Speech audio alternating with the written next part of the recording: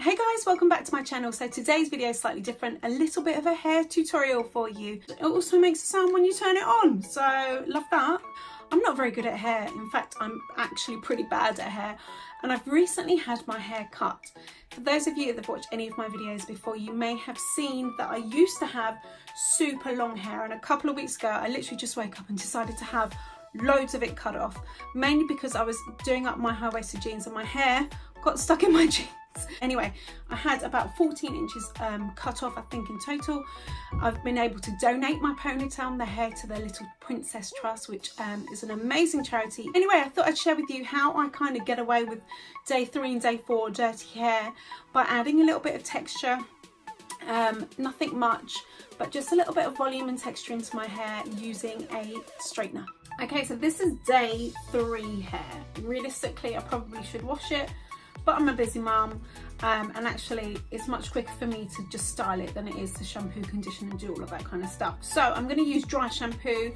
Dry shampoo is one of my holy grail products. I don't know how I ever lived without it. My absolute favourite is this bad boy. It's by Living Proof. It's the perfect hair day dry shampoo. So I'm just going to dry shampoo the roots where they're slightly greasy, and then we'll get on with the styling.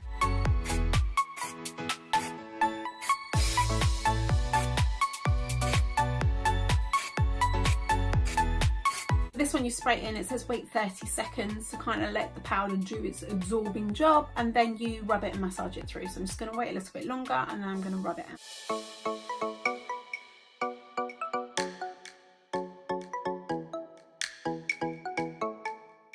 Okay, that's looking much better. It's not perfect, but it's taken off that kind of really oily shine from my roots. Now I'm going to give it a quick brush. This is just a GHD Paddle Brush. I actually got it free with my straighteners, which I'll show you in a second. Again, making sure that dry shampoo is out of the way. For those of you thinking there's still lots of dry shampoo there, it's actually just grey hair, to be honest, so never mind. The next thing I like to do is use a heat protector. Now when I washed and shampooed my hair, I did, before I dried it, put lots of heat protector in. I used the leave-in conditioner with heat protector, and I used this GHD Heat Protect Spray. But you can also use this on dry hair. So I am going to use this again just to make sure that my ends and my hair is really protected. So I'm going to spray this in my hair. I'm kind of concentrating on the length of my hair, kind of avoiding my roots. I don't really need it there. So I'm just going to give it a little spritz all over, and then although it looks wet and it feels wet, it dries pretty quickly. So I'm just going to just brush that through in a second, but just to make sure, like, I don't want frazzled dry hair, so more is more with heat protector. So I'm going to use my hair straightener to create those kind of beachy waves in my hair. Practice does make perfect. The more you do it and the more you kind of play around with your straightening iron, the better you'll become. I'm going to use the GHD Platinum Plus. I bought this a few weeks ago. This is just a white one. It's amazing. It's really, really nice. It is an investment, but so far so good. I would highly recommend it. It's got some kind of heat temperature control technology, so it stops your hair from frying too much, which I appreciate, and it also makes a sound when you turn it on, so love that. I'm going to pop this on my desk just to let it heat up. Did you hear that? That little beep tells you when it's hot, literally like 5 seconds, 10 seconds.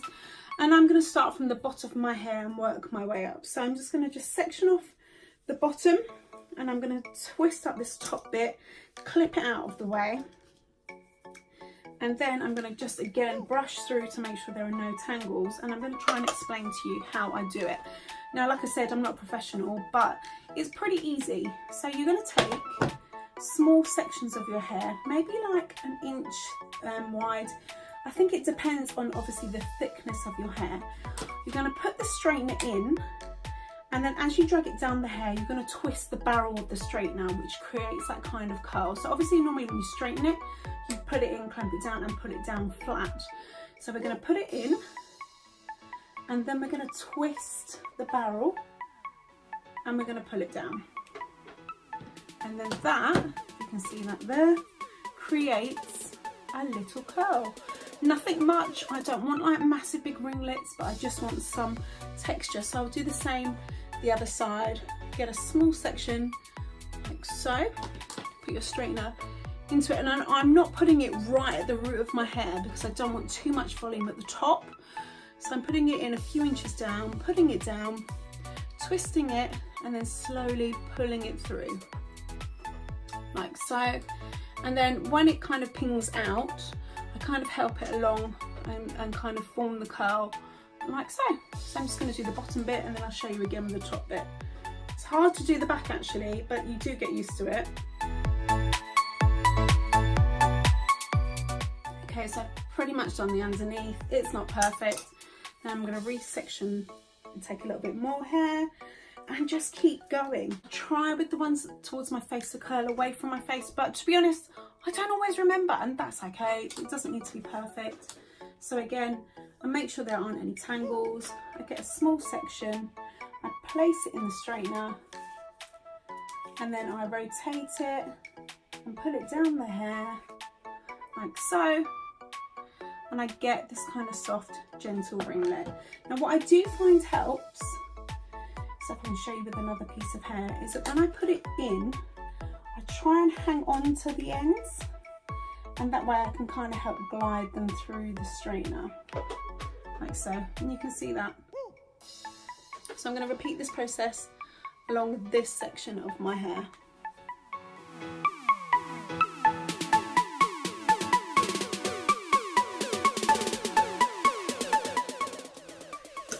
And then you just keep going. Once you get the hang of it, it actually doesn't take very long. I find for me personally, because this is I've only done this a few times, that doing the back is the trickiest bit, but I am getting better at it, slowly.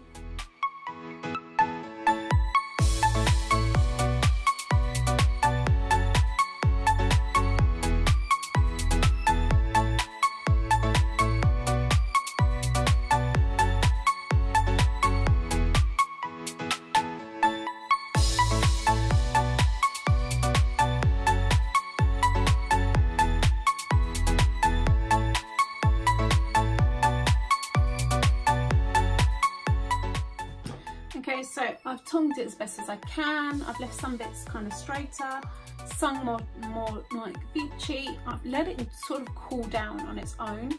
And then I'm just going to very gently run my fingers through the ends just to break up any pieces that are really kind of, you know, like ringlety or curly. I just want this kind of effortless.